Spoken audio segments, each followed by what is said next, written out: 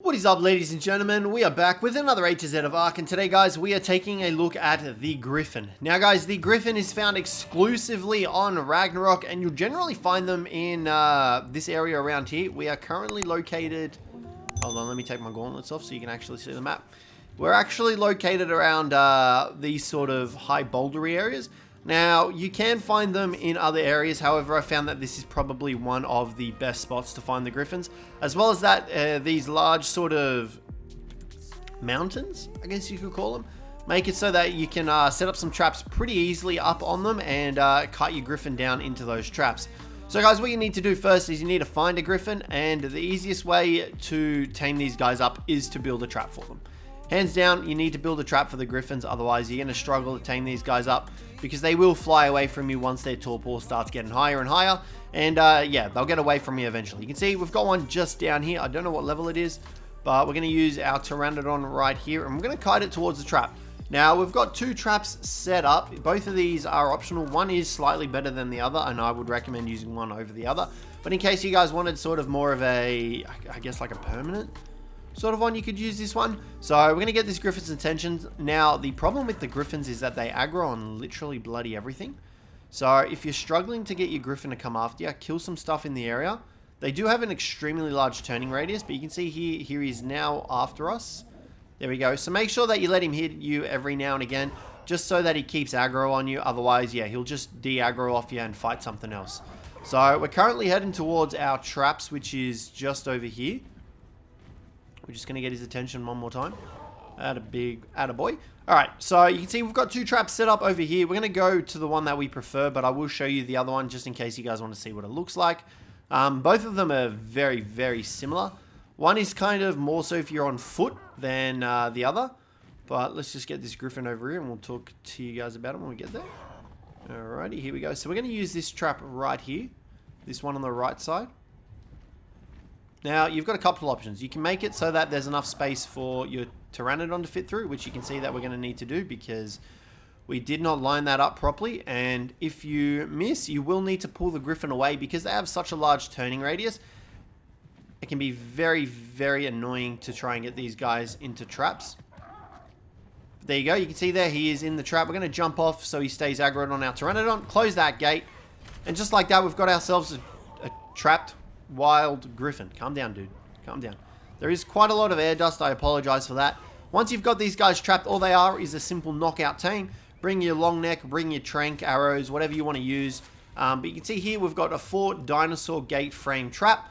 2 gates on each end. Now, you can cut this down to 3. However, to be on the safer side of things, I would recommend using 4 unless you're like super duper confident in your skills to trap these guys. We definitely could have done it with 3, I think.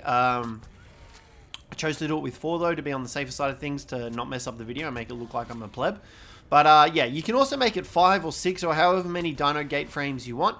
It's entirely up to you. But just like that, the Griffin is knocked out. Super easy tame. This is the other trap here. I would only recommend this one if you're kind of doing it on foot because your Pteranodon will not fit through that dinosaur gate, the stone door frame on the end. But simply, same sort of premise. All you need to do is simply run through the door frame. Your Griffin will get stuck in there, come around, close the dinosaur gate, and just like that, you've got yourself a Griffin trapped in there. They can't get through the 2 highs, so you will be able to fit them in there. But I believe the stone dinosaur gate frame one is slightly cheaper than this one. But once you've got your Griffin knocked out, all you need to do is feed it extraordinary kibble. If you don't have extraordinary kibble, next best thing is raw mutton. If you don't have raw mutton, next best thing, I believe, is the raw prime meat. And then you've obviously got your cooked mutton and stuff like that. But you are on Ragnarok. Simply fly over to the Highlands and you'll get yourself plenty of mutton. Alrighty, so we are back from the Highlands. We've gotten ourselves some mutton. Let's whack this into here. You'll see their food does drain relatively slow in comparison to their torpor, so you will need to bring a few narcotics with you. Otherwise, you could run the risk of this guy waking up. But yeah, you'll generally find these guys in this area around here. You can also find them slightly lower from here, about 60-30. In that sort of greenish pasturey area, you will find them down there as well. But I like to come here because there's these nice open sort of cliffs that you can build these traps on, and you can leave the gates unlocked for everyone to use if you're playing on like a communal server. So they're really good for that. But yeah, that's how you knock out and tame a Griffin. Let's get into its abilities. Alrighty guys, so once you've got yourself a tamed Griffin, these guys are, in my opinion, one of the best flyers in the game. They don't have the highest base movement speed when it comes to flying, but they can move extremely fast due to their glide ability. Now, this glide ability is really useful for stealing Wyvern eggs, and you can use them to get out of situations super duper quick because of this gliding ability. They are able to outfly Wyverns, and you can get away from them relatively easy. So I would recommend taming up a Griffin before you try and get some Wyvern eggs, especially if you're not confident using like a Pteranodon. But you can also have an extra passenger on your Griffin. They do have a passenger seat, and you can see here if we jump on, we are able to sit in the passenger seat. Still use our weaponry on the back of this guy as well. Now, the downside of Griffins is that they don't have saddles. So they still take the full amount of damage, so you do need to be careful. But in return, they do have a relatively high HP pool. I would recommend leveling up their stamina, however, because their stamina is pretty dog poo. But the Griffins are great. You can use this ability, and you can actually pair it with sliding across the terrain to give yourself an extra boost. Now, it's been a while since I've pulled this off, but bear with me one sec. And what we'll do is we'll show you guys what I mean. What's the best place to do it? Probably here. So if you dive bomb and you go and set it up, okay, we've already messed it up. And you come into contact with terrain, you'll do like a running ability, and you'll also do a fall ability, which will actually keep your speed that you had while you were gliding. So you can kind of see there, we did slightly pull it off. But if you do this while you're at full speed, you can easily save on stamina, and you can easily fly massive distances without actually flying. You're kind of just like falling in style, I suppose is the way to put it. That's probably the best way to put it, falling in style. Because yeah, that'll enable you to get maximum distance. We'll try and pull it off one more time for you guys and show you here. Let's just get a bit of altitude here. Because you also, but do be careful if you do this and you come into contact with the ground, you will take fall damage. All right, so here we go. You can see here that, okay, we didn't pull it off there. I was trying to get into contact with the ground.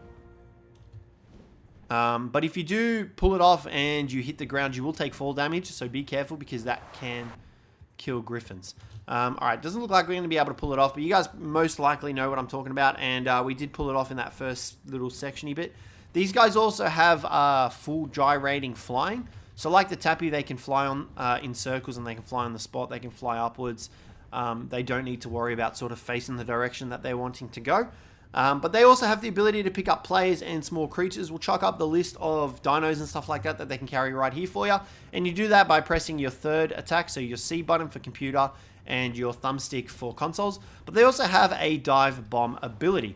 And this is done by flying high into the sky and just plummeting straight down into whatever it is that you want to do. Do be aware that this does also utilize quite a bit of stamina, so you will need to have quite a chunk of it to be able to get out of there. But they also have a dive swipe attack as well, which actually deals more damage than the dive bomb ability. So we'll showcase that to you guys just here in a second. And all you need to do for this is to click while you're diving. And you can see that we also just pulled off the ability that I was mentioning. So you can see there we've got the movement speed, but we need to make sure that we start taking off again.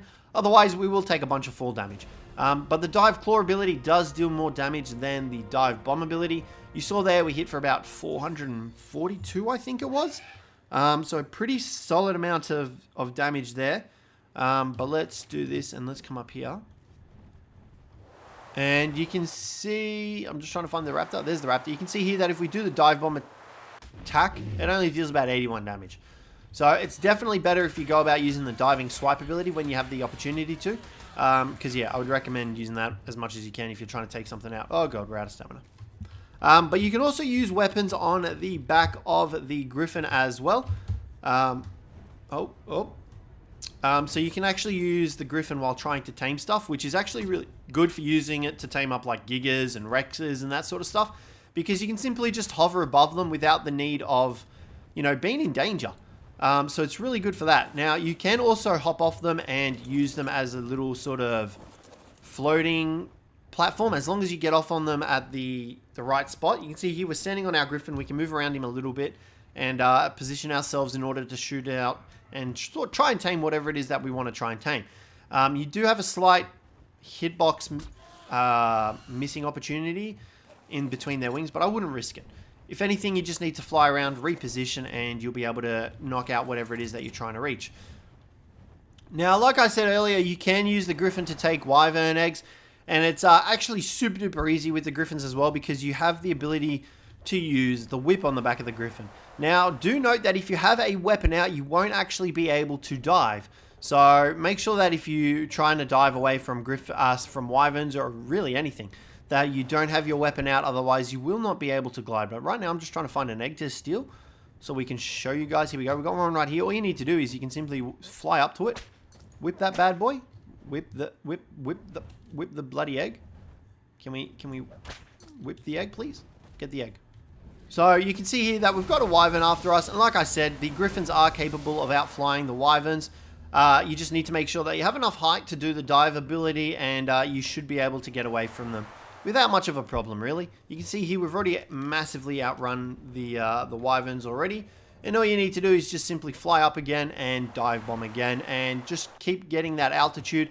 You can utilize that ability that I said where it lets you run along the ground, and you can just continuously bait up your movement speed. But pretty soon after that, you will be able to get these Wyverns out of render range, and they will stop aggroing on you.